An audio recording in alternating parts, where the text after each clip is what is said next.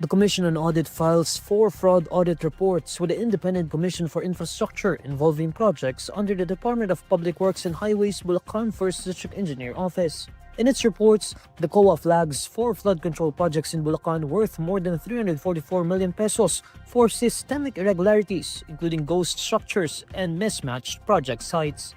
The flagged projects include those implemented by contractors Sims Construction Trading, M3 Construct Corporation, Elite General Contractor and Development Corporation, and Wow Builders. According to COA, all 4 projects exhibited similar irregularities. It notes that its investigators found the first project was built in a location different from the one approved.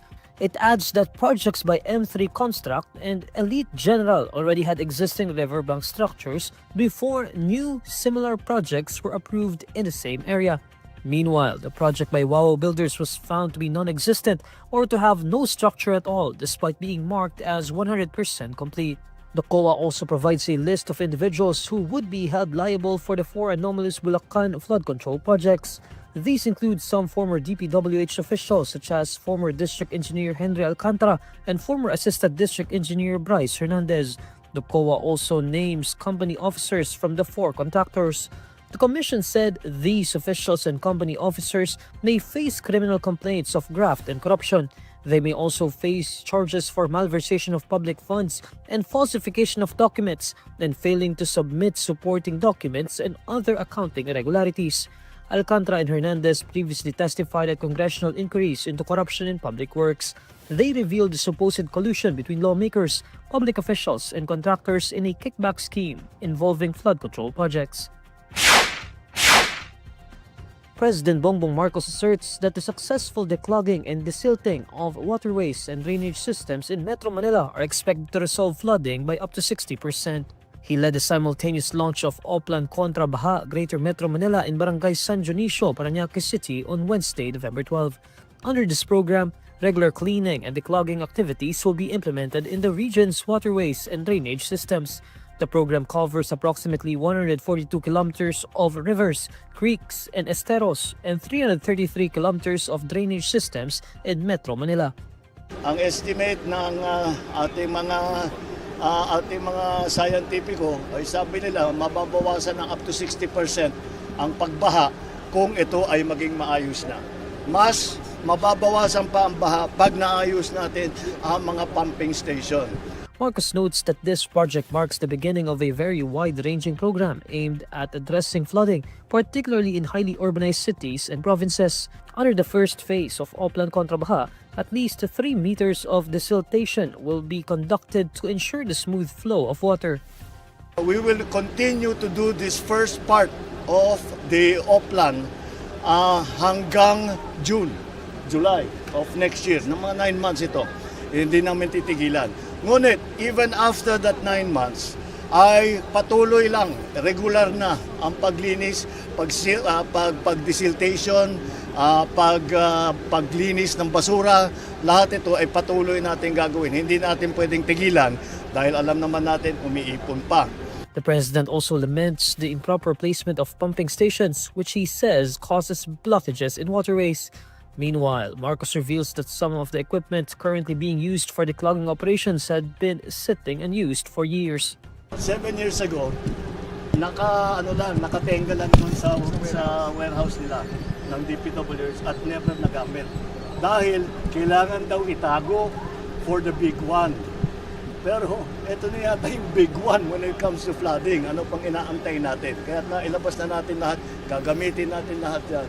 Plus, merong augmentation from, again, the private sector at marami naman silang equipment. And of course, with the approval and the cooperation of our LGUs. Issues related to alleged corruption in infrastructure and flood control projects currently plague the Philippine government. Marcos established the Independent Commission for Infrastructure to investigate all public works projects undertaken over the past decade.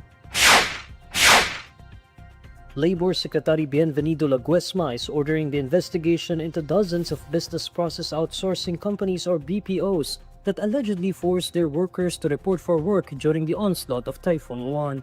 The BPO Industry Employees Network filed on Tuesday, November 11 with the Department of Labor and Employment a formal request to investigate 98 BPO companies and sites. This is over possible violation of the law on occupational safety and Dole's guidelines on work suspension during inclement weather.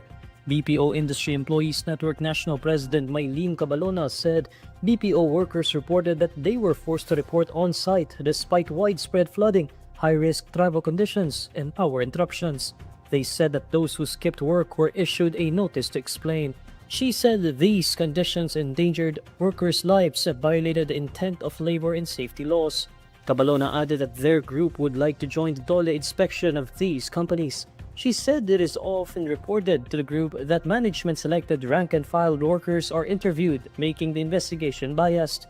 In a message, Taguesma says he acted on the request by directing concerned regional directors to invite management to explain their side of the allegations.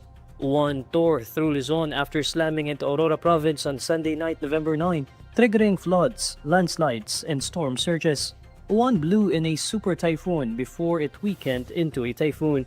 It came on the heels of the devastation brought by Typhoon Tino, which pummeled central Philippines on November 4. The Commission on Elections officially proclaims Franz Chan as a representative of Ako Bicol party list. This comes after the resignation of the party list's first nominee, Zaldy Co, amid allegations of involvement in the flood control controversy. COMELEC Chairperson George Erwin Garcia and COMELEC Commissioners preside over the proclamation on Wednesday, November 12. Ako Bicol party list earned 2 seats in the 2025 midterm elections, which guaranteed Co and the second nominee seats in the House of Representatives. Alfred Garbid is Ako Bicol party list's second nominee. Certificates of nomination of the party list showed that Chan was named as the third nominee. Following his proclamation, Chan vows to continue the party list's public service efforts. He says he will prioritize legislating measures on renewable energy, disaster resilience, and mental health. Yung pinakagusto ko pong maisulong is about renewable energy law. Dahil yung po talagang advocacy ko ever since, even when I was in law school. So aside from that, I'm also very interested in pushing for laws when it comes to mental health. So isa dito sa iniisip ko is a bill supporting parents of children who have special needs. So children who are diagnosed with autism or other psychosocial disorders.